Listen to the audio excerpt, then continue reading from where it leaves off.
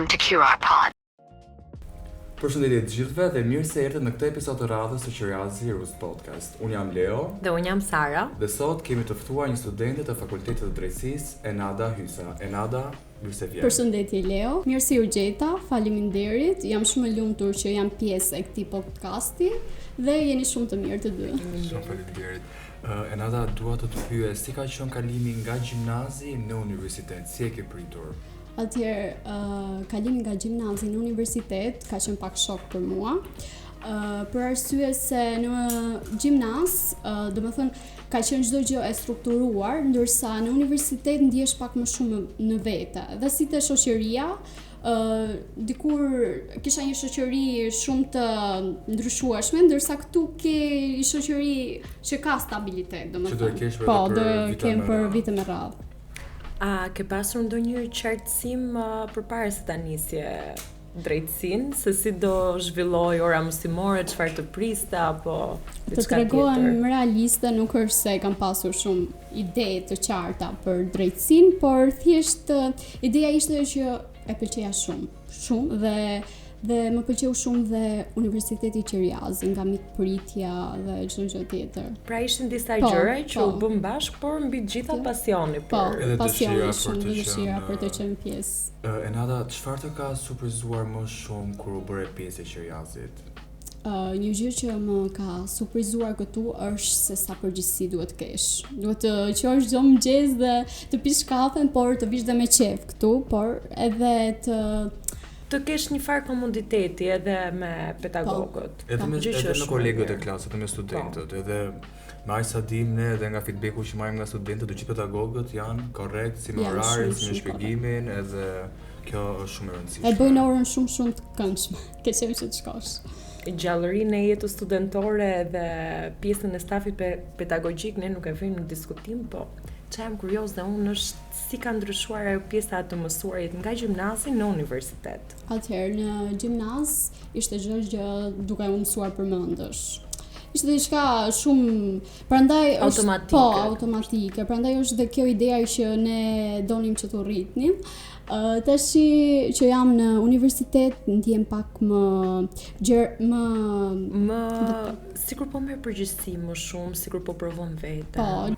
Kjo me pak fjalë, Enada është një version 2.0 më e maturuar tek vetja. Enada, dua të di emocioni i parë ditën e parë në universitet. Si ka qenë? Mos pyes Leo. Mos pyes fare. Ka qenë shumë i madh. Madje dhe klasa më dukte sigurisht diçka madhështore, që emocione kisha. Pedagogët ishte gjëja më e bukur kur prezantova, sepse ishin shumë të mirë. Vërtet, s'kam çfarë them.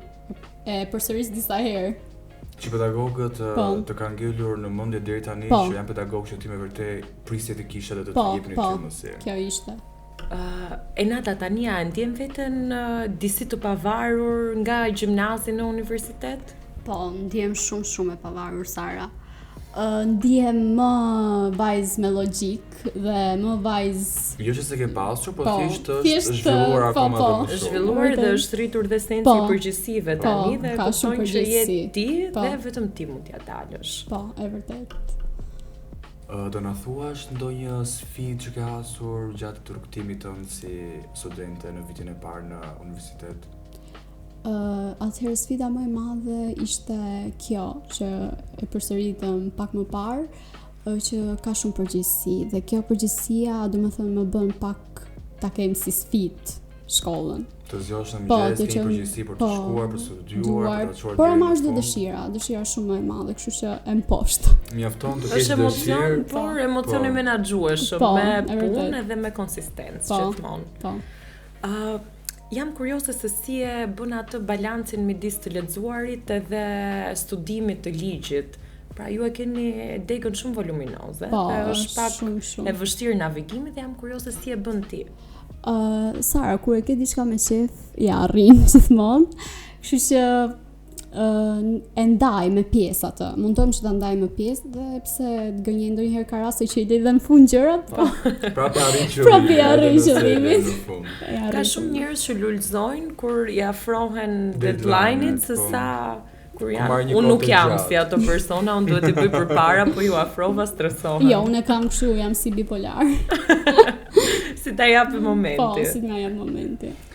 Enada, dua të di ose më saktë duam të dim, duke qenë që të trejmë të fushës përsëri, kush është lënda jote e preferuar dhe pse?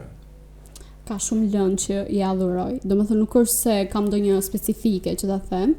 Dhe arsyeja është se bazohen shumë në fakte, domethënë gjëra reale. Ka shumë raste që unë për shembull të jap një rast timin që në fillim kur futa te shkolla këtu, isha ajo goca që shkronte shumë filma. Por kam pas parë një aktore të famshme që ishte avokate dhe që aty lindi dhe dëshira që Olivia Pope, kush ka qenë? Jo. Ishte filmaturg Sara. Filmaturg, domethënë. I vazhdon traditën shqiptare, çon vetëm filmaturg. Po, e vërtet. Edhe duke parë atë thoja unë, çka ka ajo më shumë dhe mendoja që pse unë jo. Absolutisht, ky është motivimi që duhet për çdo kënd. Përveç pjesës së asaj gjenezës që të pëlqeu, po tani a ke ndonjë lëndë që has pak vështirësi, s'ka asgjë të keqe. Okej. E dim gjithë besoj, e drejta romake është ka shumë volum dhe është pak e vështirë, por po e kape ta lexosh dhe ta pëlqesh, e kam provuar vetë, domethënë e arrin atë, domethënë e mëson, e lexon, e ke me qef. Absolutisht, nëse ke dëshirë për ta lexuar dhe studiuar. Nëse mund të bëj edhe një pyetje, sepse jam kurioze për diçka, në gjimnaz, të cilat lëndë ke qenë më mirë që të kanë ndihmuar edhe tani në universitet për juridikun? Te historia. Okej. Më pëlqente shumë historia dhe më ka ndihmuar dhe sot. Po pse çaluam tek e drejta romake? Se drejta romake histori është. Okej, unë e kuptoj shumë mirë, po nuk e di, ndoshta edhe emocionet bëjnë të vetën, e kupton se edhe është voluminoze. Po, shumë. Është pak histori, por më që në kohën e lashtë. Po dua të them që gjërat e vështira janë më të bukura. Absolutisht. Enada, doja të dija, a ka ndonjë ndryshim midis pedagogëve në universitet dhe profesorëve ose mësuesve që të kanë dhënë mësim në gjimnaz?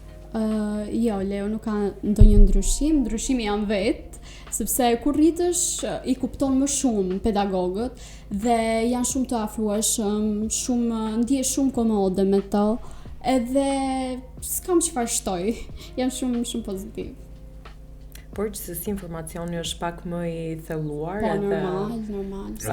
Vështirësia rritet, por mirëkuptimi gjithmonë. Jam kurioze, a ke filluar ta shikosh botën ndryshe tani që po studion për drejtësi, siç kemi pasur gjithë të njëjtën experience, po. Po, e shikoj shumë ndryshe.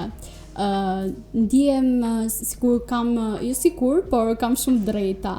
Dhe këto drejta më ndihmojnë që të luftoj me veten time, të ndihmoj pjesëtarët e familjes dhe t'i dal kundër atyre që të bëjnë padrejtësi. Po, padrejtësi. Se në fund të ditës je një qenie umane që ke të drejta të barabarta me çdo kënd tjetër. Po, është më së vërtet. Mendoj kjo është e rëndësishme për të gjithë. Absolutisht. Dhe të luftojmë për drejtat e tyre. Sa rëndësishme është për Enadën teoria dhe praktika? Të dyja janë shumë të rëndësishme, por praktika dua ta veçoj sepse këtu kam parë shumë studenta që janë viti 3, viti 4 që bëjmë praktika, të cilat u mundson Universiteti Qiriazi dhe më duken shumë bukura. Dhe janë më të prekshme për gjithë studentët në momentin që ti e merr teorinë dhe vendos në zbatimin e praktik, ti merr të gjithë gjërat e mundshme sepse je më pranë jurisdiksionit. Teoria dhe praktika shkojnë dorë për dorë. Nuk i ndan dot. Po, nuk i ndan. Dhe diçka tjetër që shkon dorë për dorë është jeta studentore dhe jeta sociale. Si e mund ti ta menaxhosh këtë? Atëherë këto dyja i balancoj, por më shumë më merr kohë studimi dhe aktualisht jam vënë punë, por prap ja dal sepse është diçka që e kam me qef.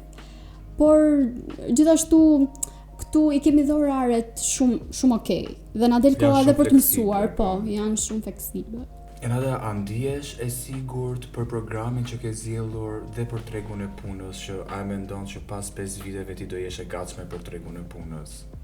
Dëgjoj Leo, si bazë po. Dhe normal që ndihem e sigurt, sepse ka vende pune, ka sa duash. Sot Shqipëria po vuan për jurista. Po vuan shumë për jurista, po s'ka gjë se e marrë unë si. Jam kurioze nëse po të kthesh prap pas në kohë, a do zgjidhjet njëjtën dek apo do ndryshonte diçka? Mendoje mirë. E kam menduar shumë mirë. Po, do e zgjidhja prap drejtësinë. Sikur që edhe në fund botës. Fantastike, pra i gjen veten tek diçka që ke zgjedhur. Madje ka pasur shumë persona që më kanë thënë ti drejtësinë do zgjedhësh, i kam thënë po, pse jo? Është shumë e vështirë. E nata je influencuar nga prindrit apo nga një afërm përveç se nga vetja jote, nga mendimet e tua për drejtësinë? Ose nga aktoria e preferuar që ishte avokate? Jo, jo. Nuk e kam takuar. Dëgjoj, të them të drejtën, mami dhe babi nuk ishin dakord që unë vazhdoja për drejtësi. Nuk më shikonin të tillë, nga që jam ajo vajza e ëmbël edhe për avokati, siç dua unë që të bëhem, duhet të jesh pak eager.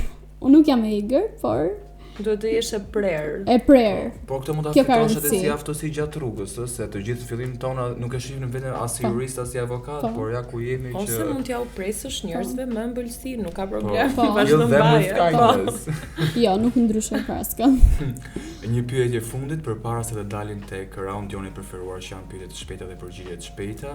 Çfarë këshilla do jepje maturantëve ti si studente?